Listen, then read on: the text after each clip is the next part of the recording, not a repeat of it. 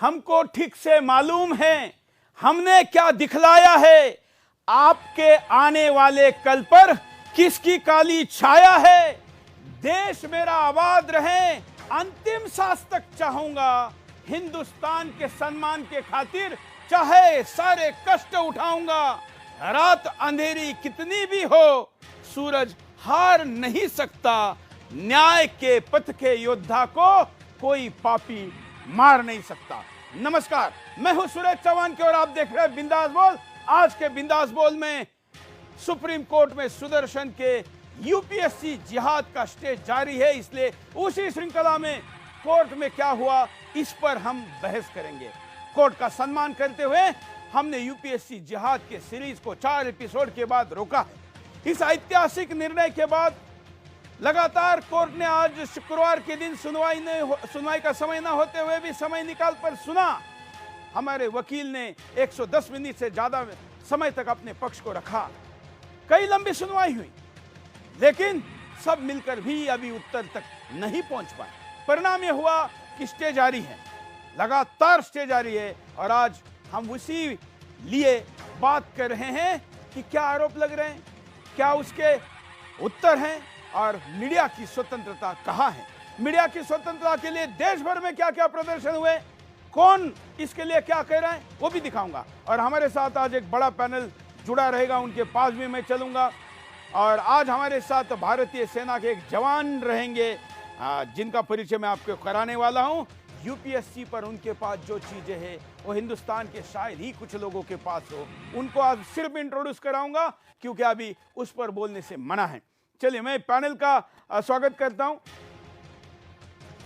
Screen पर सारे अतिथियों का मैं बिंदास बोल में स्वागत करता हूं। हमारे साथ रितु राठौड़ जी है जो सामाजिक कार्यकर्ता है। हमारे साथ आर जगन्नाथ जी है जो एडिटोरियल डायरेक्टर है स्वराज्य मैगजीन के, आपका स्वागत है। और हमारे साथ अजीत कुमार जी है, पूर्व सैनिक, जो बीच के फ्रेम में आप यूनिफॉर्म में देख रहे हैं। इन्होंने कारगिल का वार लड़ा है। इनका नाम भी अजीत है, लेकिन ये यूपीएससी के सामने हार गए हैं। इनका पराक्रम है, इन्होंने पाकिस्तान को हराया, लेकिन ये यूपीएससी के सामने हार गए हैं। वो कैसे हारे, क्या हुआ, इस पर भी कुछ बात करेंगे जो यूपीएससी जिहाद का हिस्सा नहीं है। लेकिन बात करते हैं मीडिया की स्वतंत्रता के लिए। और हमारे साथ आर जगन्नाथ जी है, उनके पास चलते हैं। जगन्नाथ जी, तमाम वो लोग जो विधवा विलाप करते हैं बाकी दिनों में, जब उनके तरफ उंगली उठती है, अब सुदर्शन के लिए वही लोग उल्टी गिनती कर रहे हैं। क्या कहेंगे? बहुत खूब। और इस मामले में सिर्फ पत्रकार का हिपोक्रेसी नहीं जाना जाता है, सुप्रीम कोर्ट का भी यही प्रॉब्लम है। क्योंकि आप याद करेंगे 2 साल पहले जब कांचा इलैया ने एक जाति मामले में कुछ नेगेटिव किया, वैश्य जाति, सुप्रीम कोर्ट ने कहा ये हम रोक नहीं सकते क्योंकि ये तो फ्रीडम ऑफ एक्सप्रेशन है, इंटेलेक्चुअल फ्रीडम है, इसको हम रोक नहीं कर सकते हैं। लेकिन अभी क्या हो रहा है कि ये लोग अभी उल्टा बोल रहे हैं। अरे ये तो एक कम्युनिटी के खिलाफ है, ये है वो है, इसलिए अभी पूरा इनका माने ट्यून ही बदल गया है। इसलिए मुझे लगता है कि ये हिपोक्रेसी, मेरा माफ कीजिए, मेरा हिंदी इतना अच्छा नहीं है, मैं बीच में सोनिया गांधी से बहुत अच्छा है, बोलिए डाल दूंगा। लेकिन यही प्रॉब्लम है, ये हिपोक्रेसी का बहुत ही बड़ा मामला है। बहुत संपादक, अन्य संपादक जो फ्रीडम ऑफ स्पीच की नारा लगाते रहते हैं आज, लेकिन बस उनकी बोलती बंद हो गई है। और मुझे अच्छा लग रहा है कि आप उच्च स्वर में बोल रहे हैं, लेकिन आपके मुंह पे पट्टी बांधे देख रहा हूं आजकल, देख रहा है। लेकिन ये हिपोक्रेसी ये सारे ये मुझे पिंजरे में कैद करना चाहते हैं, लेकिन मैं हिंदुस्तान को वचन देता हूं, हिंदुस्तान के संविधान का, कानून का, सारे व्यवस्थाओं के सम्मान करने के लिए 2 कदम पीछे हटा हूं। इस देश के गद्दारों पर झड़प मारने के लिए कोई कसर नहीं छोड़ूंगा, चिंता मत करिए। रितु राठौड़ के पास चलता हूं। रितु जी, रितु राठौड़ इस विषय पर बहुत पहले से आवाज उठाती रही है। और रितु जी, आप इस पर भी हमेशा, अभी मैं ट्वीट देख रहा हूं इन दिनों में कि कैसे वो लोग जो आपको उल्टा जवाब देते थे अब आपको उनको प्रश्न पूछना पड़ रहा है। आप ये थोड़ी 16 एनडीटीवी के ऊपर 24 घंटे का बैन लगाया गया था ministry of information and broadcasting ने, क्योंकि उन्होंने ब्रीच किया था नेशनल सिक्योरिटी का पठानकोट टेरर अटैक्स की कवरेज को लेकर। तो ये सारे के सारे फ्रीडम ऑफ एक्सप्रेशन के जो एक्टिविस्ट हैं ये सब सुप्रीम कोर्ट पहुंच गए थे ये बोलकर कि ये तो फ्रीडम के ऊपर बहुत बड़ा वार है कि एनडीटीवी के ऊपर 24 घंटे का बैन किया जा रहा है। लेकिन आज वही एक्टिविस्ट जब सुदर्शन के साथ वही चीज हो रही है तो वो लोग उसकी सेलिब्रेशन कर रहे हैं, वो लोग उसका सेलिब्रेट कर रहे हैं। तो इससे बड़ी हिपोक्रेसी तो हमारे सामने हमारे को देखने में मिल रही है। ये कैसे हो सकता है कि जिस न्यूज चैनल ने नेशनल सिक्योरिटी को ब्रीच किया हो वो उसके ऊपर आज तक कभी कोई कदम नहीं उठाया गया, लेकिन सुदर्शन जैसा चैनल जो ज़कत फाउंडेशन को एक्सपोज कर रहा है, जो कि ज़कत फाउंडेशन के जो टेरर लिंक्स हैं उसको एक्सपोज कर रहा है, उसके ऊपर वो ही सुप्रीम कोर्ट स्टे देता है जो सुप्रीम कोर्ट ने कुछ महीने पहले ये कहा था कि डिसिडेंट तो डेमोक्रेसी में प्रेशर कुकर के जैसे होता है। जब अर्बन नक्सल्स का केस उनके पास गया था तो तब प्रेशर कुकर बन गया था यही फ्रीडम ऑफ एक्सप्रेशन। और आज जब सुदर्शन पे वो बात आ रही है तो आज वो कहा जा रहा है कि नहीं ये तो कम्युनल है। तो ये देश इस चीज को विटनेस कर रहा है, लोग इस बात को समझ भी रहे हैं और बहुत अच्छे से समझ रहे हैं। सुरेश जी, ये पूरी व्यवस्था जिस तरह से मिली हुई है और जो हो रहा है वो सब देख रहे हैं।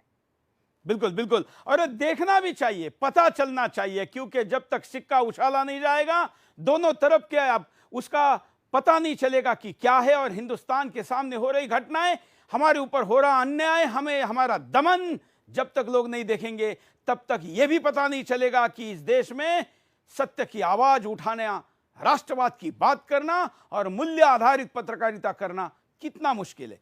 अजित कुमार जी, आप अपना केवल परिचय दीजिए। इस बार मैं आपको केवल अपना परिचय देने के लिए कह रहा हूं, क्योंकि आपको जो चीजें बोलनी उसमें से काफी चीजों पर रोक है, इसलिए आज आप बैठे हैं, थोड़ा परिचय दीजिए। नमस्कार, मैं भूतपूर्व सैनिक अजीत कुमार हूं और मैंने इंडियन आर्मी में नौकरी किया है और सैन्य सेवा के दौरान मैं विकलांगता प्राप्त किया हूं उसी समय जब कारगिल वार हुआ था। और उसके आधार पर भारत सरकार ने मुझे पेंशन के साथ पूरा सम्मान और इज्जत के साथ उन्होंने मुझे भूतपूर्व सैनिक का स्टेटस देकर नौकरी से रिलीज़ किया। रिलीज़ करने के बाद मैंने सोचा कि क्या करूँ।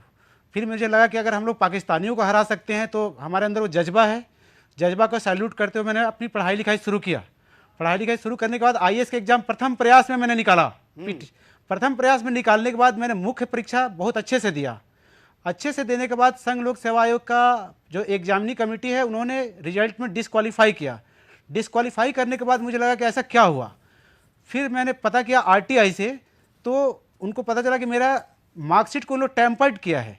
मार्कशीट को टेम्पर्ड किया और उन्होंने सुप्रीम कोर्ट में खुद एफिडेविट दिया कि हमने टेम्पर्ड किया है।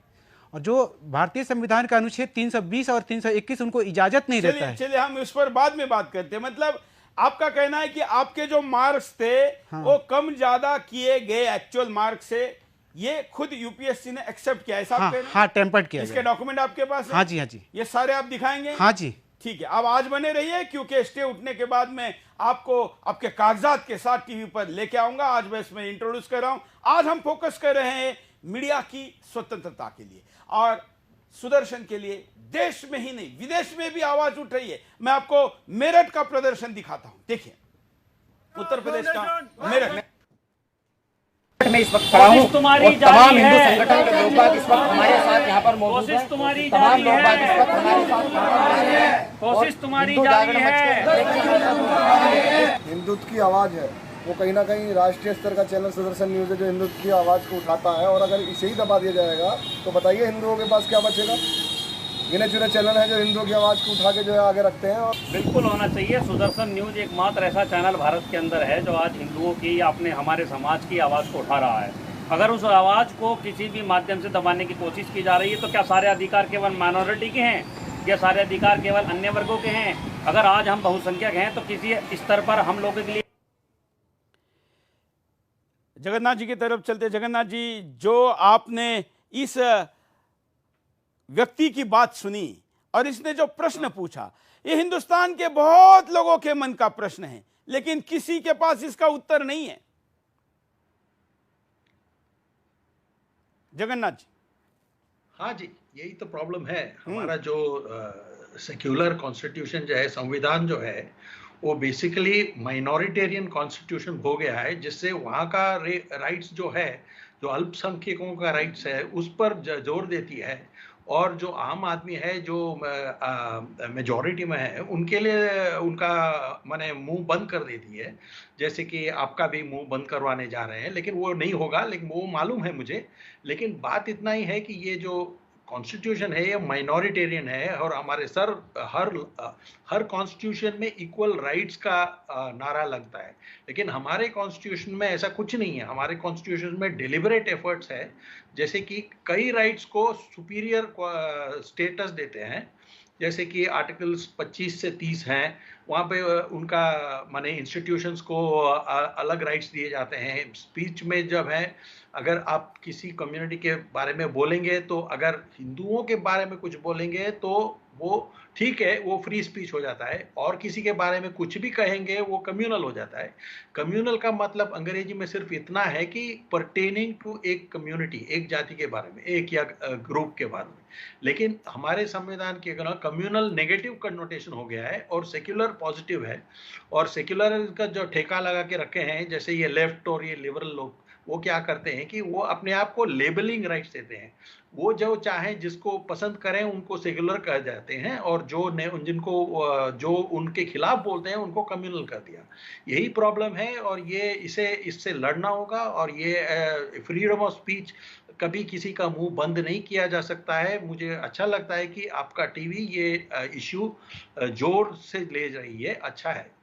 ये तो अच्छा है। देखिए, एक ध्यान रखिए जगन्नाथ जी, लव जिहाद को एस्टैब्लिश करने में हमको कई दशक लगे, लेकिन यूपीएससी जिहाद 30 सेकंड के वीडियो ने एस्टैब्लिश कर दिया है।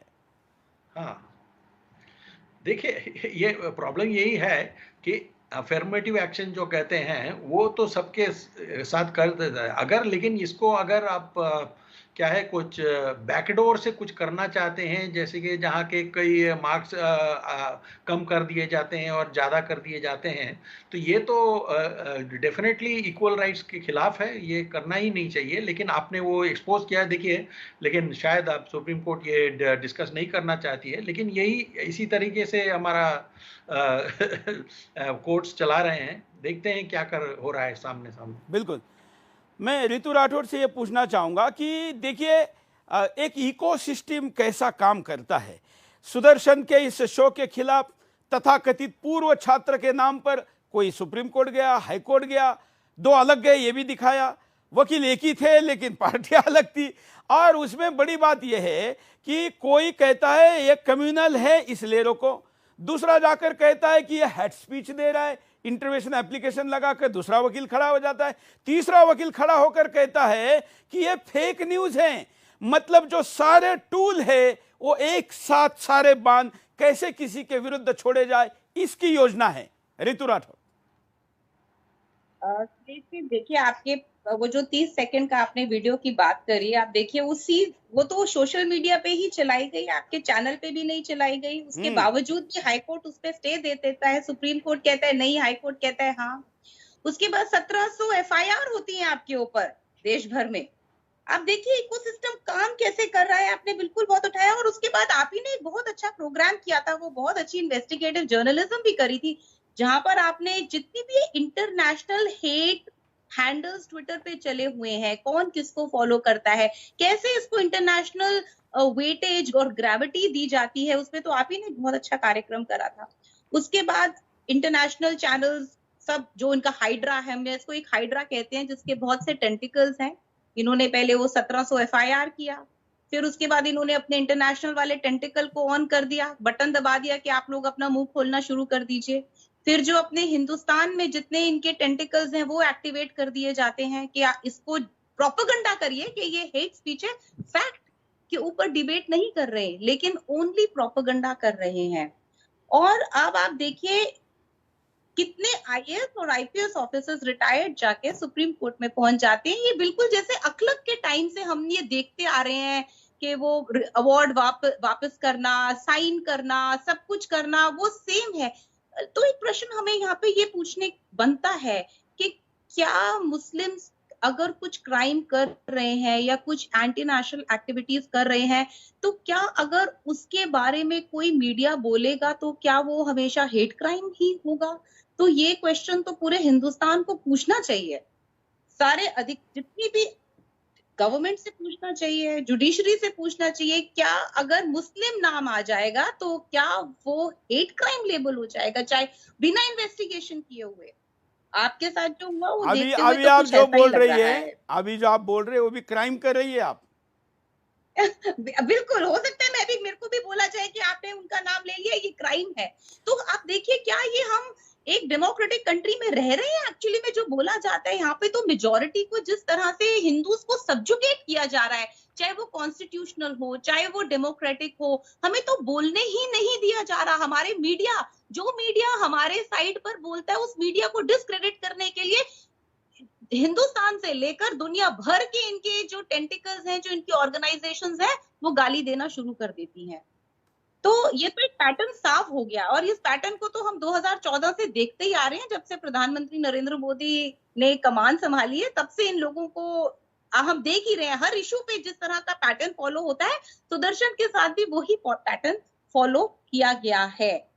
लेकिन अब देखिए, अभी महाराष्ट्र गवर्नमेंट ने मदरसों के में बोला कि हम मदरसे ट्रेन करेंगे पुलिस वालों के, उस पर कोई कुछ नहीं बोलेगा, कोई सुप्रीम कोर्ट नहीं जाएगा, कोई एक ऑर्गेनाइजेशन नहीं बोलेगी कि एक सेक्युलर कंट्री में ऐसा कैसा हो रहा है। लेकिन अगर आप ज़कत फाउंडेशन के बारे में बोलेंगे, अगर आप ये बताएंगे कि मुस्लिम्स ओबीसी और एससी कोटा के अंदर रिजर्वेशंस ले रहे हैं यूपीएससी के अंदर, तो आप हेट क्राइम कर रहे हैं। तो इससे बड़ी विडंबना तो और क्या हो सकती है? लेकिन इस पे आप लड़ रहे हैं और हम सब मिलकर आपके साथ लड़ेंगे इसके लिए, बिल्कुल अपने हित के लिए। बिल्कुल। अभी ऋतु राठौड़ जी ने जो कहा कि महाराष्ट्र सरकार ने ये कहा कि हम मुस्लिम कैंडिडेट को, उन्होंने अल्पसंख्यक नाम लेके कहा कि हम पुलिस में भर्ती के लिए फ्री ट्रेनिंग देंगे। मेरा ये प्रश्न है, भले इसके लिए मैं एक और खेद झेलने के लिए तैयार हूं, जिस महाराष्ट्र के किसान ने, हिंदुस्तान में किसान अगर किसी राज्य का सबसे ज्यादा आत्महत्या करता हो, और मैं राजनीति नहीं कर रहा हूं, किसी भी दल की सत्ता क्यों ना हो, सबसे ज्यादा आत्महत्या महाराष्ट्र में हुई। महाराष्ट्र सरकार ने यह क्यों नहीं कहा कि जिन घरों में किसानों ने आत्महत्याएं की, उनके बेटे को हम फ्री पुलिस में भर्ती करेंगे? किसान वहां पहली प्रायोरिटी नहीं है, जिसमें आत्महत्या की नीतियों के कारण, पर्यावरण के कारण और तमाम बाकी व्यवस्थाओं के कारण किसान के बेटे को कोई राज्य सरकार फ्री में प्रशिक्षित करके, पुलिस तो छोड़िए, कारकुन बनाने के लिए तैयार नहीं है। लेकिन जहां पर एक गट्टा वोट बैंक मिलती हो, वहां पर सब लोग लाल टपकाए घूमते हैं। ये राजनीति का ये चरित्र है, और इस चरित्र के खिलाफ बोलना मैं सुरेश चौहान के अपना कर्तव्य मानता हूं, और एक कर्तव्य को पूरा करने के लिए हम कुछ भी झेलने के लिए तैयार हैं। जगन्नाथ जी। हाँ जी, यही बात है। लेकिन एक बात पहले मैं कहना चाहता हूँ, हमारे लोगों का भी एक वीकनेस है, जैसे कि ये लोग जब अटैक करते हैं तो ये सब डायरेक्शन से हम पर कूद पड़ते हैं, कोर्ट में जाते हैं, पुलिस में करते हैं, मीडिया में करते हैं, बाहर से लिखवा लेते हैं। लेकिन हम लोग जब अपना लड़ाई लगते हैं, हम आपस में बटकर अपने आप को दोष देने लगते हैं कि अरे भाई ये सुरेश तो ऐसा है, अरे भाई ये जगन्नाथ तो कुछ भी कर देगा, ऐसे बात करते हैं। इसलिए अगर हमें ये लड़ना है, हमें यूनिटी में साथ में करना पड़ेगा। दूसरी बात ये है कि ये जो आपने क्या पूछा, एक मिनट। मैंने कहा कि महाराष्ट्र में जो किसानों ने आत्महत्या की, उसकी सबसे ज्यादा संख्या महाराष्ट्र में है। महाराष्ट्र सरकार को अगर किसी के सहयोग की शुरुआत करनी चाहिए थी, तो किसान के आत्महत्या करने वाले परिवार के बच्चे से करनी चाहिए थी। लेकिन वो ना कर उन्होंने कहा कि पुलिस में भर्ती के लिए हम मुसलमानों को फ्री प्रशिक्षित करेंगे, प्रशिक्षण फ्री देंगे, उनको प्राथमिकता देंगे। इस पर मेरा आरोप है कि क्या यह प्राथमिकता सही है? नहीं, एब्सोल्युटली गलत है, क्योंकि लेकिन ये सिर्फ महाराष्ट्र सरकार को दोष क्यों दे रहे हैं? नहीं, सब जगह। मैंने तो कहा कि महाराष्ट्र में जिसकी भी सरकार थी, घटना वही थी। हाँ हाँ जी, आप सिर्फ इस राज्य को दोष देने से कोई फायदा नहीं। ये वही कर रहे हैं जो मनमोहन जी ने 10 साल पहले कहा था कि भारत के रिसोर्सेस का पहला प्रायोरिटी होगा अल्पसंख्यकों का। वो और कुछ कह सकते हैं कि गरीबों का हक पहले देना चाहिए, लेकिन गरीब की बात नहीं कर रहे हैं, ये तो सिर्फ अल्पसंख्यकों की बात कर रहे हैं, क्योंकि ये वोट बैंक है। ये अगर ऐसे बात करेंगे, माने जो पिछड़े माने इकोनॉमिकली बैकवर्ड है, उनको अगर हेल्प करना चाहते हैं तो अलग बात है, लेकिन ये वो नहीं करते ना। ये तो सिर्फ कम्युनिटी के आधार पर ये स्टेट रिसोर्सेज, जैसे आपने कहा महाराष्ट्र में तो ये सिर्फ ये नहीं हो रहा है। ये अभी कई महीने पहले पालघर में 2 साधुओं की मृत्यु हुई पुलिस के सामने, लेकिन उन्होंने कुछ किया ही नहीं। माने अगर उल्टा और कुछ होता, अगर एक अखलाक होता है या कोई और लिंचिंग होता है, तो बस 6 महीने इसी पर बात होती थी। ये तो अभी एकदम बंद कर दिया सबका जुबान। सो ये बेसिकली माइनॉरिटीज़म की राजनीति जो है, क्योंकि ये लोग वोट साथ में देते हैं, इसलिए इनको माने इनको वोट बैंक मानकर ये लोग काम करते हैं, और उनका सब राजनीति यही कर रही है। और वही प्रॉब्लम है महाराष्ट्र में। अभी जब शिवसेना जो आगे उल्टा बोलती थी, आज कांग्रेस और एनसीपी के साथ मिलकर उनका स्वर ही बदल गया, इसलिए वो कोई उन्हें माने वही राजनीति उनका पलट गई। अभी क्या करें और क्या कर सकते हैं। बिल्कुल। चंदौली का विजुअल देखते हैं। उत्तर प्रदेश के चंदौली महत्वपूर्ण जिले में फ्रीडम ऑफ स्पीच के लिए या मीडिया की स्वतंत्रता के लिए लोगों ने प्रदर्शन करते हुए क्या कहा, देखिए। फाउंडेशन मुर्दाबाद मुर्दाबाद, न्यूज जिंदाबाद जिंदाबाद, सुदर्शन न्यूज जिंदाबाद जिंदाबाद, सुरेश चौहान संघर्ष करो हम तुम्हारे साथ हैं, सुरेश चौहान संघर्ष करो हम तुम्हारे साथ हैं, सुरेश चौहान संघर्ष करो हम तुम्हारे साथ हैं, जकार्ता फाउंडेशन मुर्दाबाद मुर्दाबाद मुर्दाबाद मुर्दाबाद मुर्दाबाद, फाउंडेशन मुर्दाबाद मुर्दाबाद, फाउंडेशन मुर्दाबाद मुर्दाबाद, जकात फाउंडेशन मुर्दाबाद मुर्दाबाद। मैं रितु राठौड़ के पास चलता हूं। रितु, देखिए, आप स्क्रीन पर देख रहे होगी कि ज़कात फाउंडेशन के विरुद्ध सुदर्शन ने उठाए मुद्दे पर आज तो कोर्ट में यह स्थिति रही। मुझे पता नहीं है कोर्ट में चैनल पे बताते हैं कि नहीं, क्योंकि पहली बार कोर्ट के सामना हुआ है। आज ज़कात फाउंडेशन के वकील हेगड़े जी ज्वाइन किए थे सुनवाई के समय से ही, पूरे सुनवाई में उपस्थित थे। हमने ज़कात फाउंडेशन पर दुनिया के खूंखार आतंकवादी संगठनों से कैसे पैसे आए, क्या लिंक है, क्या नेटवर्क है, सब बताया। पूरे सुनवाई में कुछ नहीं बोले। अब कब बोलेंगे, उनकी स्वतंत्रता है। लेकिन ज़कात फाउंडेशन का इतना देशद्रोही कार्य सामने आने के बावजूद हमारा विरोध करने वाले अभी भी ज़कात फाउंडेशन के खिलाफ नहीं बोल रहे।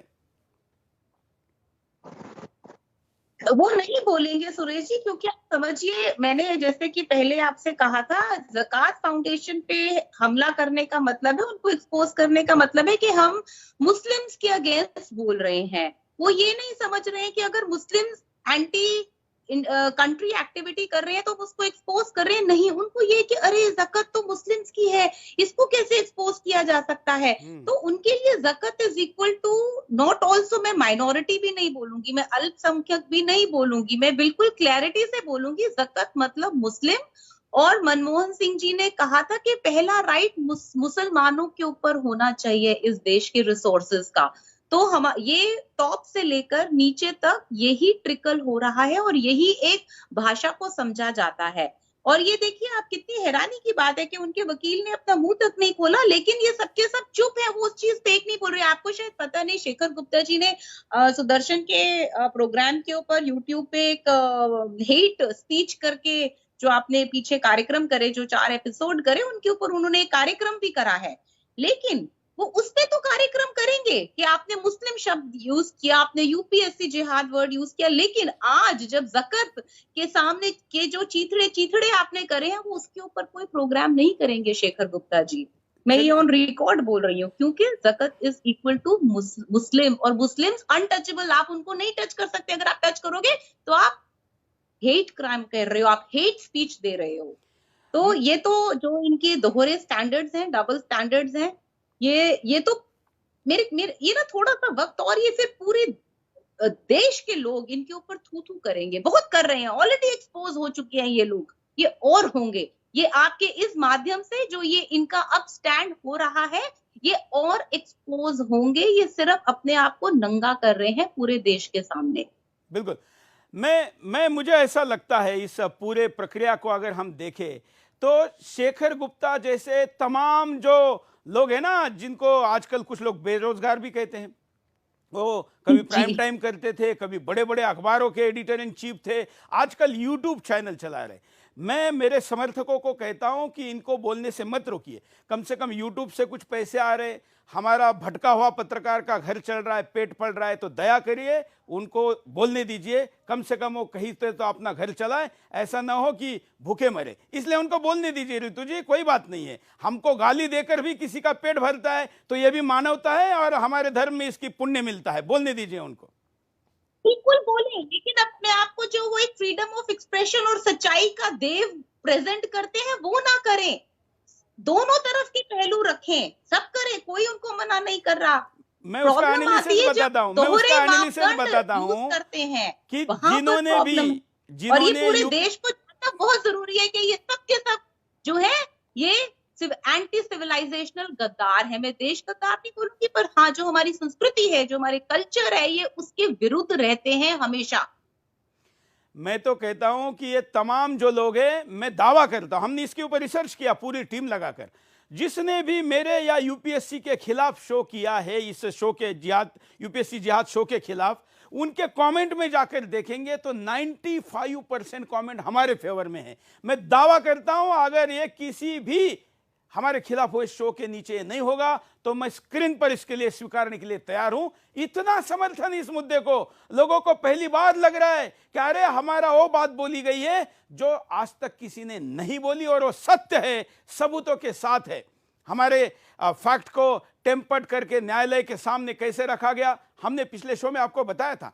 कभी भी ऑडियो विजुअल माध्यमों में जब तक विजुअल दिखाया जाए और उसके पीछे का ऑडियो न सुनाया जाए तब तक वो दोनों मिलके एक बात पूरी नहीं होती। लेकिन किसी मेरे शो के स्क्रीनशॉट को प्रिंट आउट लेकर अगर न्यायालय को दिया जाए और यह कहा जाए कि यही सत्य है तो स्वाभाविकता उनकी प्रतिक्रिया आनी वैसी स्वाभाविक है। लेकिन आज आपके सुदर्शन चैनल ने जो प्रस्तुतिकरण माननीय न्यायालय के सामने दिया और तमाम सारे तथ्य रखे, उसके बाद सब लोगों को कम से कम यह तत्वतः स्वीकार करना पड़ा कि हमारे पास तथ्य है और कोई चीज हमने अनफैक्चुअल नहीं की है। हाँ, यह कहा जा रहा है कि हमारा स्क्रीन के ऊपर आग लगी हुई है, ये लगनी चाहिए क्या जो टोपी पहनकर एक मुसलमान दिखाया जा रहा है तो ऐसा दिखाना चाहिए क्या? अब इसके क्या नियम है और क्या दुनिया में ऐसा नहीं होता है क्या, या भारत में भी नहीं हुआ है क्या, मुझे पता नहीं। मैं जगन्नाथ जी जरा वरिष्ठ पत्रकार है, उनके पास चलता हूं। जगन्नाथ जी अब तो बहुत सीनियर पत्रकार है,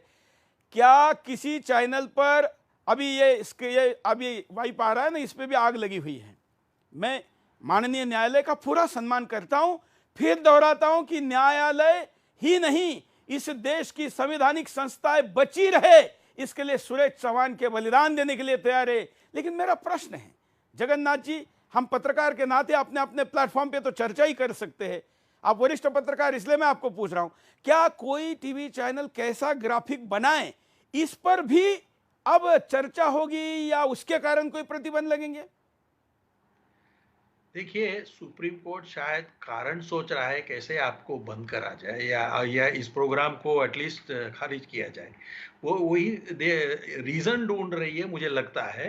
हाँ, ये तो बात है कि शायद मैं जो कहने जा रहा हूँ वो थोड़ा कंटेम्प्ट लगेगा, लेकिन आजकल कंटेम्प्ट का पेनल्टी तो 1 रुपया है, वो शायद मैं संभाल लूँगा कहीं से।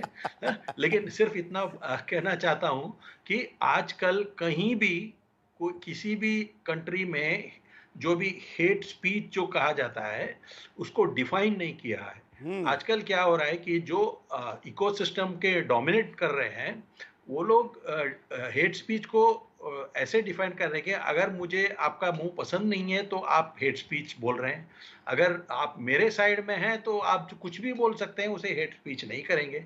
जब तक आप हेट स्पीच को डिफाइन नहीं करेंगे ये होते रहेगा। दूसरी बात जो है, टीवी स्क्रीन में जो आप दिखा रहे हैं, देखिए अभी आपको मालूम है मार्च में क्या हुआ था, जब तबलीगी जमात के लोग यहाँ वहाँ घूम रहे थे और लॉ एंड ऑर्डर को डॉक्टरों को पकड़ के मार रहे थे, तभी उनका पिक्चर्स जो था वो टीवी स्क्रीन में लाइव आ रहा था।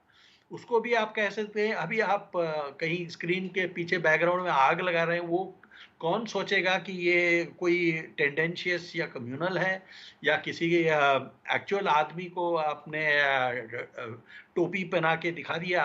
और बात इतना ही है कि ये कई कम्युनिटियां सारी दुनिया को टोपी पहना रहे हैं, लेकिन वो कोई किसी को दिखाना नहीं चाहिए। यही हमारा सेक्युलरिज्म है।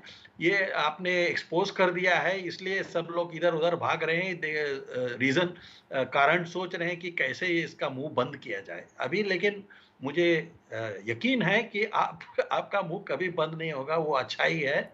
आप धर्म के साइड में हैं, अच्छा है। और हमारे लिए धर्म का मतलब सत्य होता है, और सत्य की बात करने वालों के साथ दुनिया में सब जगह ये व्यवहार होता रहा, इसलिए हम इसको झेलने के लिए तैयार है। दिल्ली में जो प्रदर्शन हुआ उसको आपको दिखाते हैं। सबसे पहले मैं सुरेश चौहान जी को धन्यवाद करना चाहती हूँ कि जो ऐसे मुद्दे जो कोई न्यूज़ चैनल उठाना भी नहीं चाहता, सच सामने लाना भी नहीं चाहता, वो इतनी हिम्मत करके कम से कम आप लोगों के सामने लेकर आते हैं। और अगर ऐसे चैनलों की आवाज़ जो उठाते हैं और उनको ही दबाने की कोशिश की जाती है, हम लोग भी सुरेश चौहान जी के साथ है। बिल्कुल आपसे जानना चाहेंगे जिस तरह आपसे जानना चाहेंगे जिस तरह से कानूनी अड़चन डाला जा रहा है बिंदास बोल के कार्यक्रम में, पूरा देश श्री सुरेश चौहान के समर्थन में खड़ा है, क्या कहेंगे?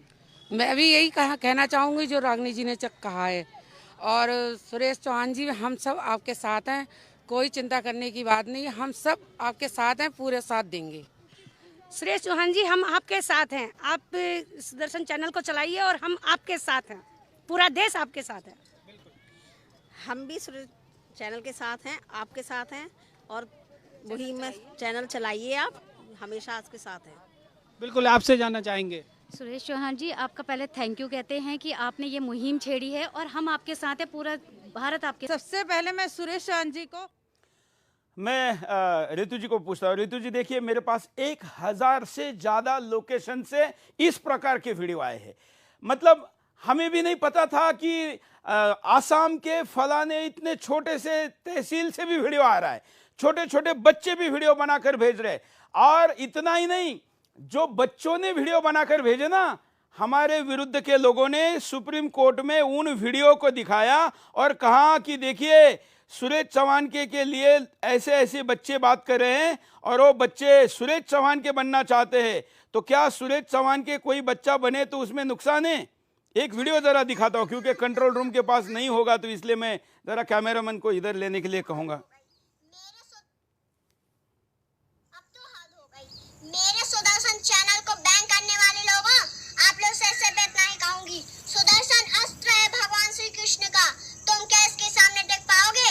सुरेश अंकल सैलाब है मेरे, इनके सामने तुम कैसे उड़ाओगे? और हाँ, एक बात और कहूंगी, माहिर है हर खेल में सुरेश अंकल।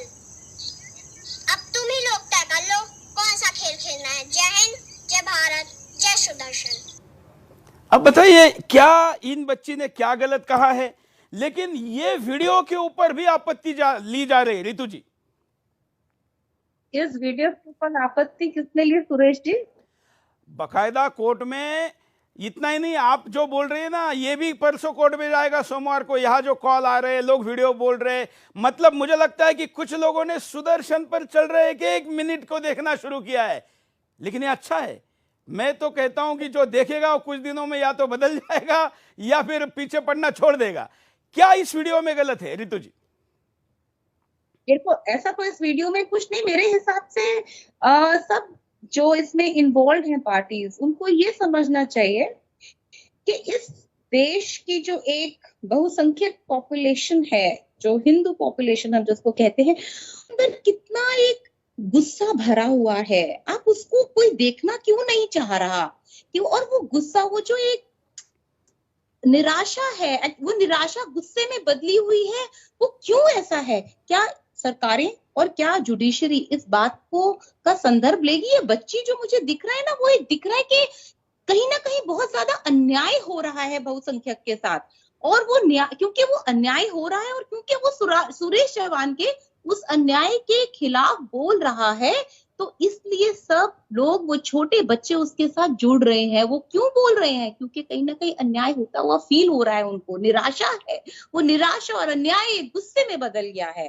और इस चीज का जो अगर किसी को ये कंसिडरेशन लेनी है, तो आई थिंक इस बात को देखा जाए कि ये बच्ची ऐसा बोल क्यों रही है।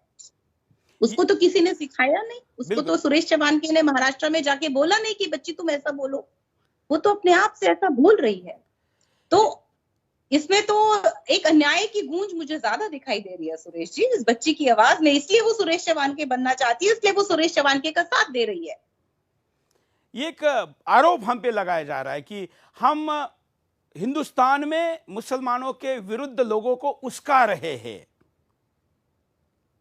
देखिए, मैंने पहले ही बोला, इस देश में मुसलमान का नाम लेना मतलब आप हेट क्राइम कर रहे हैं, उसके फैक्ट जाने बिना। चाहे अभी मैं आपको एक छोटी सी बात बताती हूँ, एक छोटा सा और इंसिडेंट एग्जांपल देके मैं आपको बताऊंगी कि ये जो एक बीज है, ये कहाँ कहाँ तक फैला हुआ है।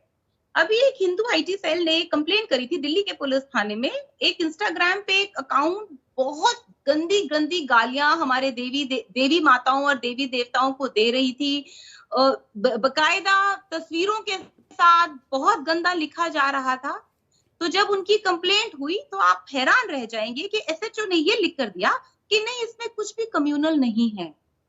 सुरेश जी, आप समझिए इस बात को कि कहां तक जो ये दिमाग में एंटी हिंदूनेस है, ये कहां तक पहुंच गई है। मतलब कमलेश तिवारी अगर कुछ बोलेगा, वो तो जेल में रहेगा, और जब जेल से बाहर आएगा तो उसके साथ क्या हुआ वो पूरे देश ने देखा। लेकिन अगर कोई हिंदू देवी देवताओं के अगेंस्ट लिखता है तो वो कम्युनल नहीं है। आप समझिए इस बात को कि आप हिंदू को गाली दे दो, उनके देवी देवता को गाली दे दो, वो कम्युनल नहीं है। लेकिन अगर आपने मुसलमान का नाम भी ले दिया तो वो आप हेट फैला रहे हैं, आप कम्युनल हो गए हैं। हमारी पूरी व्यवस्था आज यहाँ पर आकर खड़ी है, और ये रियलिटी है जो इस देश को दिख रही है और सामने विटनेस कर रही है। अब इसका क्या सोल्यूशन है आगे, ये मैं नहीं जानती, लेकिन हाँ, इसकी अवेयरनेस और चेतना जगाने का जो आप काम कर रहे हैं वो बहुत ही सराहनीय है। चलिए एक और वीडियो आपको दिखाते हैं।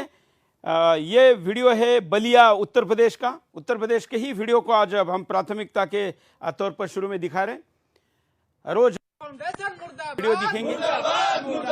ज़कात फाउंडेशन बंद करो, बंद करो, बंद करो। ब्यूरोक्रेसी में घुसपैठ बंद करो, बंद करो, बंद करो। ब्यूरोक्रेसी में घुसपैठ बंद करो, बंद करो, बंद करो। ज़कात फाउंडेशन मुर्दाबाद, मुर्दाबाद, मुर्दाबाद। ज़कात फाउंडेशन मुर्दाबाद, मुर्दाबाद, मुर्दाबाद। ज़कात फाउंडेशन मुर्दाबाद, मुर्दाबाद, मुर्दाबाद। ब्यूरोक्रेसी में घुसपैठ बंद करो, बंद करो, मुर्दाबाद। ज़कात फाउंडेशन मुर्दाबाद, मुर्दाबाद, मुर्दाबाद। ब्यूरोक्रेसी में घुसपैठ बंद करो, बंद करो, बंद करो। ब्यूरोक्रेसी में घुसपैठ बंद करो, बंद करो, बंद करो। ज़कात फाउंडेशन मुर्दाबाद, मुर्दाबाद, मुर्दाबाद। ज़कात फाउंडेशन मुर्दाबाद, मुर्दाबाद, मुर्दाबाद। ब्यूरोक्रेसी में घुसपैठ बंद करो। चलिए मैं जगन्नाथ जी की तरफ चलता हूं। जगन्नाथ जी, जो प्रश्न मैंने आधा पूछा था रितु राठौड़ जी को कि हम उसका रहे ऐसा कहा जा रहा है, मैं आपको सामान्य प्रश्न उनको पूछना चाहता हूं।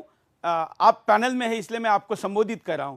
क्या मुसलमानों के प्रति इस देश में गुस्सा या दुनिया में गुस्सा सुदर्शन चैनल जैसे लोगों ने खड़ा किया है, निर्माण किया है, या मुसलमानों के अंदर के कट्टरपंथियों ने निर्माण किया है? क्या कहा जाना चाहिए?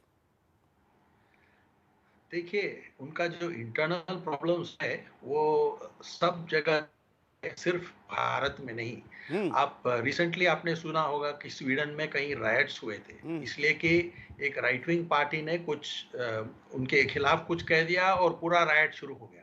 जर्मनी में वही हो रहा है, और एंजेला मर्केल जो उनके माने चांसलर हैं प्रेसिडेंट के माफिक, उन्होंने भी कहा कि उन्होंने एक घेट्टो बना दिया जहाँ पे उनके पुलिस भी जा नहीं सकते। उन्होंने कहा कि यहाँ नो गो एरियाज कर दिया है। लेकिन यही हो रहा है, नेदरलैंड्स में हो रहा है, बेल्जियम में हो रहा है, और अन्य यूरोपियन जगह में वही हो रहा है, और फ्रांस में भी बार बार राइट्स हो रहे हैं। ये अगर कहेंगे कि भारत में हमने कुछ इनको इनके बारे में कुछ कह दिया या कर दिया, इसलिए सुरेश चौहान के और सुदर्शन टीवी जो कर रहे हैं, ये तो गलत है। ये तो हर जगह जहाँ पे भी हैं वही प्रॉब्लम है, और वहाँ के लोग जिन्होंने अपना बॉर्डर्स खोल के इनको रिफ्यूजी करके अंदर लिया है, वही समझ रहे, अरे ये क्या गलत कर दिया हमने, ये लोग आके ये सब राइट्स कर रहे हैं, दंगे कर रहे हैं, और लड़कियों को छेड़छाड़ कर रहे हैं। यही प्रॉब्लम है, वो वहाँ पर भी हो रहा है। ये सिर्फ इंडिया का प्रॉब्लम नहीं है, ये सब जगह पे है। और सबसे ज्यादा अत्याचार उन खुद पे कर रहे हैं। आप अगर 2 दिन पहले देखिए पाकिस्तान में क्या हुआ, शिया मुसलमानों के खिलाफ वहाँ इतने बड़े मोर्चे लगे कि इनको खत्म कर दो।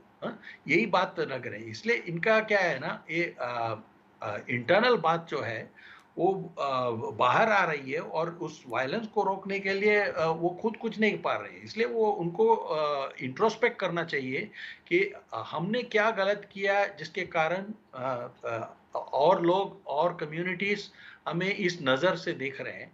उनको इंट्रोस्पेक्ट करना चाहिए, लेकिन अभी तक नहीं है। अभी तक पूरे देश को गिल्टी बता रहे हैं, पूरी दुनिया को गिल्टी बता रहे हैं। इस्लामोफोबिया के कुछ भी कहिए, सब इस्लामोफोबिया हो गया। इसलिए आपका मुंह बंद कराना चाहते हैं बस, लेकिन अंदर अपने आत्मा के भीतर झांक कर नहीं देखते हैं कि उन्होंने क्या गलती किया है, क्या उन्हें करना चाहिए, क्या रिफॉर्म्स करना चाहिए।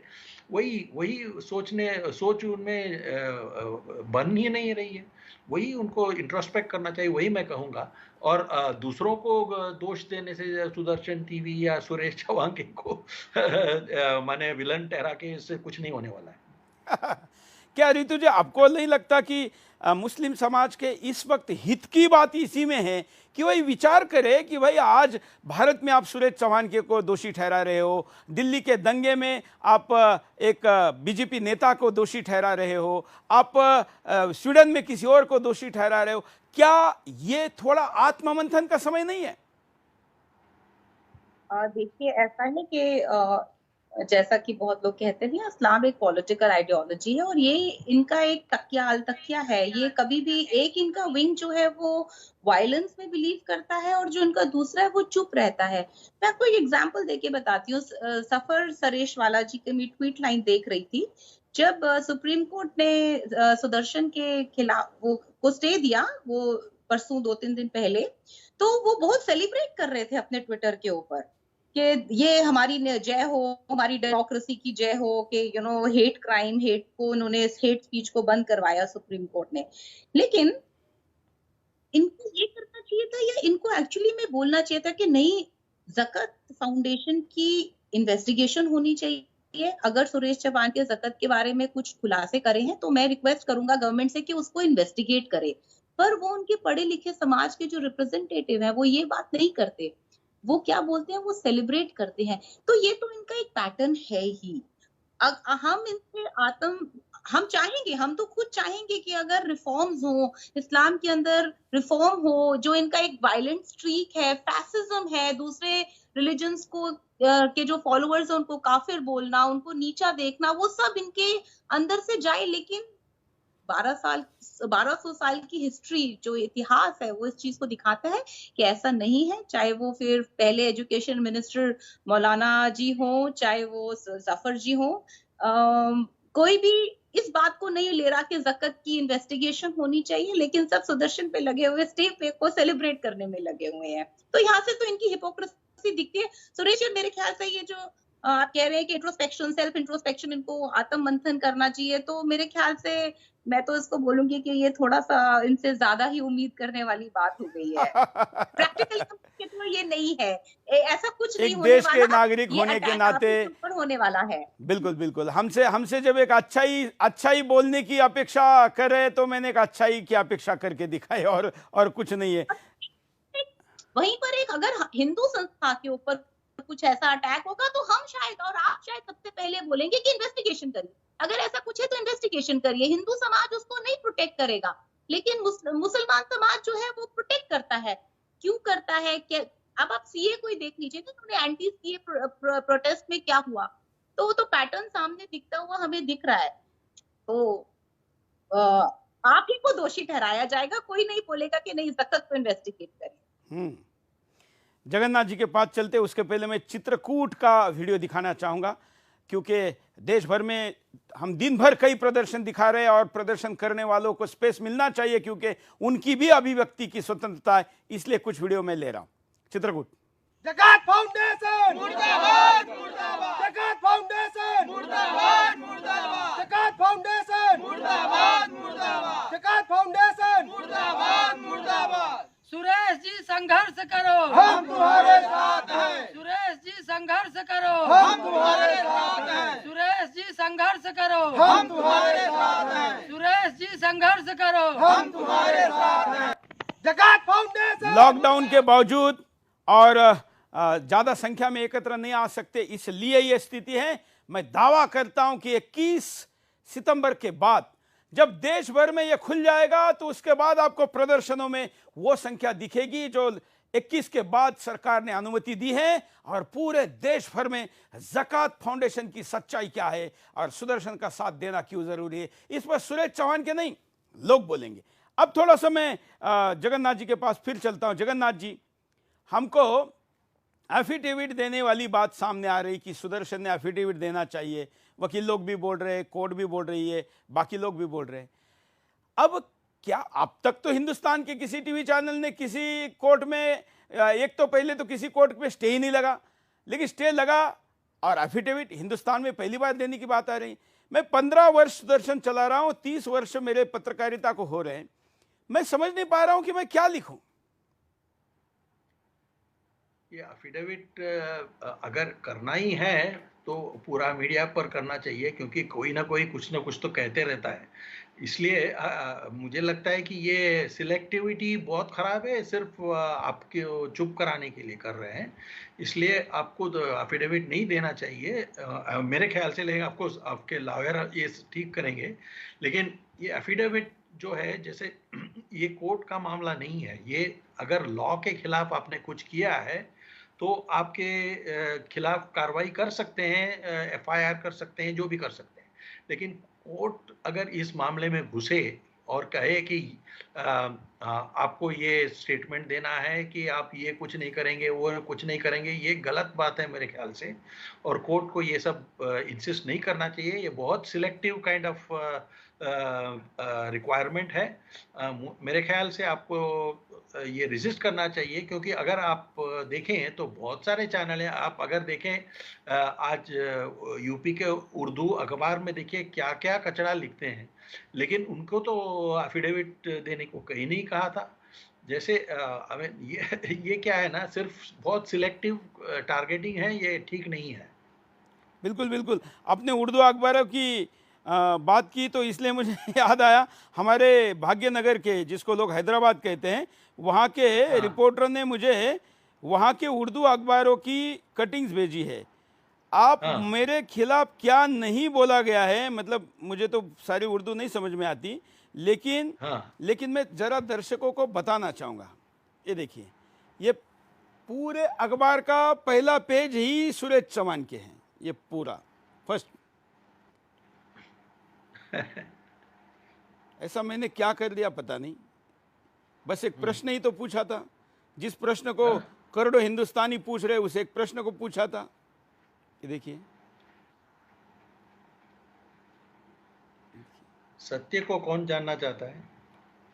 ये देखिए, क्या गाली दी है क्या, ये भी मुझे पता नहीं, कोई बात नहीं। अब ये बिंदास नहीं बोल पाएगा सुदर्शन, ये तो चिंता मत करिए, सुदर्शन तो बिंदास था, बिंदास है, जब तक रहेगा तब तक बिंदास ही बोलेगा, ये भी वचन देता हूं। चलिए एक पाटन गुजरात का वीडियो दिखाते हैं, गुजरात के पाटन में क्या प्रतिक्रिया है। फाउंडेशन मुर्दाबाद, जकात फाउंडेशन, जकात फाउंडेशन, सुरेश चौहान के साथ पूरा सुरेश चौहान के साथ पूरे जकात फाउंडेशन बंद करो। चलिए आगे चलते, एक और वीडियो है उसको दिखा लेते, फिर मैं ऋतु राठौड़ के पास जाऊंगा।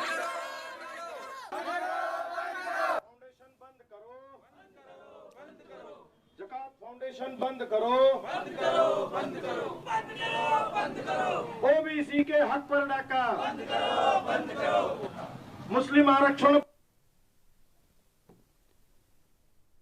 चलिए दिल्ली का बंद करो, दिल्ली का ये वीडियो है। ऋतु राठौड़ के पास चलते हैं, ऋतु राठौड़ के पास चलते। ऋतु जी, 3 मुद्दे इस पूरे अभियान में अभी सामने आए हैं। पहला तो ओबीसी के अधिकारों को जो मारा जा रहा है उस लड़ाई को एक तरफ लड़ना है। दूसरा, इस यूपीएससी की जो पूरी प्रक्रिया है उसको रिफॉर्म करना है। तीसरा, ज़कात फाउंडेशन, इस पर कार्रवाई करनी है। और चौथा भी मुद्दा है कि सुदर्शन की स्वतंत्रता भी अबाधित रखनी है। कैसे आगे जाए? देखिए आगे, क्योंकि अभी एक मुद्दा सुप्रीम कोर्ट में दुर्भाग्यपूर्ण फंस गया है, तो हमको माननीय न्यायालय का वेट करना पड़ेगा। लेकिन थोड़ा दुर्भाग्यपूर्ण है कि जब सरकार ने आपको पूरा दे दिया था, एक डेमोक्रेटिकली सिलेक्टेड सरकार, 303 की सरकार ने आपको बोल दिया कि नहीं आप अपना कार्यक्रम कर सकते हैं, तो मेरे को ये भी पता चला कि जो ये फिर से जो ये 100-150 लोग गए हैं सुप्रीम कोर्ट में पिटीशन देकर, इन्होंने फिर से बहुत ही छोटी सी क्लिप दिखाई सुप्रीम कोर्ट के अंदर आपकी एक बिंदास बोल की, यूपीएससी जिहाद की, और सिर्फ उसी छोटी सी क्लिप को देखकर जो है वो न्यायालय ने स्टे दे दिया। तो थोड़ा सा दुर्भाग्यपूर्ण, लेकिन ठीक है, अभी ऑर्डर करना है हमारे कॉन्स्टिट्यूशन का और उसको आगे लेके लड़ना है। लड़ना तो कोर्ट में ही पड़ेगा तो सुरेश जी, लेकिन अगर मैं ये विश्वास रखती हूँ कि अगर आपने जैसे ये फैक्ट हमारे पास हैं और आपके पास है, आप जब उनको प्रस्तुत करेंगे तो विजय आप ही की होगी। बिल्कुल। कार्यक्रम की आखिरी प्रतिक्रिया जगन्नाथ जी की लेते हैं। जगन्नाथ जी, आगे क्या? हाँ जी, क्या कहना चाह रहे हैं? Next, what next? आगे क्या? अब इसमें आगे क्या किया जाए? आपका तो अभी मामला कोर्ट में है, इसलिए आपको कोर्ट में ये झगड़ा करना पड़ेगा। लेकिन उसके बाद में हमारे जो संगठन हैं, हमको एक साथ एक कमिटी बननी चाहिए जिससे हम अपने अधिकारों को यूनाइटेडली पेश करें, ना सिर्फ पॉलिटिक्स में, कोर्ट में भी। ये सिर्फ एक चैनल की लड़ाई नहीं है, ये पूरी समुदाय की लड़ाई है। ये जिसमें सिर्फ एक आदमी को छोड़ दिया जाए कि ठीक है भाई आप लड़ लीजिए, हम लोग यहाँ साइड में बैठ के देखेंगे और मजा चखेंगे, ये गलत बात है। ये कोर्ट ऑफ कोर्स इस बात में फैसला करेगी, लेकिन इसके बाद में जब है हमें एक साथ मिलके जॉइंटली करना है। जैसे कि लेफ्ट लिबरल इकोसिस्टम में तो सब लोग एक साथ मिले हुए हैं, उनको तो शायद बोलना भी नहीं पड़ता है कि अगर किसी को अटैक करें तो सब लोग मिलके उनके एनिमी को अटैक करते हैं। लेकिन हम तो सब बहुत बढ़ गए हैं, लेकिन हम एक दूसरे को सपोर्ट नहीं कर रहे हैं, इसलिए ये हमारी कमी है, इसको हमें दूर बिल्कुल करना बिल्कुल है। हमें अनेक अपूर्णांक मिलकर एक पूर्णांक की तरफ जाना होगा। दोष सब में होते हैं, हमारे हाथों भगवानों में भी हम अवतारों की व्याख्या कर सकते हैं। ऐसे में सब मिलकर एक साथ जाए। आखिरी प्रतिक्रिया में हमारे साथ जो पूर्व सैनिक जुड़े हैं, अजीत जी, मुझे बड़ा दुख हो रहा है कि मैं आपको बोलने नहीं दे पा रहा हूं। मैंने भी एक बिंदास बोल मुंह पे पट्टी बांधकर मौन में किया, कुछ नहीं बोला, जनता बोल रही थी। आपको भी बोलने का समय आएगा और सुदर्शन आपकी पूरी व्यथा को दुनिया के सामने रखेगा। मैं आपको वचन देता हूं, और आपके अंदर का जो सैनिक का जज्बा है वो आप बनाए रखिए। सत्य को, यहां देर हो सकती है लेकिन सत्य बाहर आएगा। आपको वचन देता हूं, आप हमारे साथ बने रहिए। ऋतु जी और जगन्नाथ जी, आपने समय निकाला इस कार्यक्रम में जुड़े, आप लोगों का धन्यवाद। दर्शकों, आज मैं आपको लाइव में ले नहीं पाया क्योंकि फोन कॉल्स लेने थे, लेकिन हमारे साथ जो गेस्ट थे उनके साथ एक लीगल टेक्निकल डिस्कशन करना जरूरी था, इसलिए मैं आज के शो में आपको समय नहीं दे पाया, लेकिन आने वाले एपिसोड में मैं जरूर समय दूंगा। न्यायालय में क्या होता है इसका अपडेट भी हम आपके सामने देते रहेंगे, और ये लड़ाई अब एक अलग दिशा में बड़े कैनवास पर जा रही है, लेकिन लड़ाई कितनी भी बड़ी क्यों ना हो, सुदर्शन उसको लड़ने के लिए तैयार है, ये वचन आपको देता हूं। आज के लिए यही रुकता हूं, धन्यवाद, जय हिंद।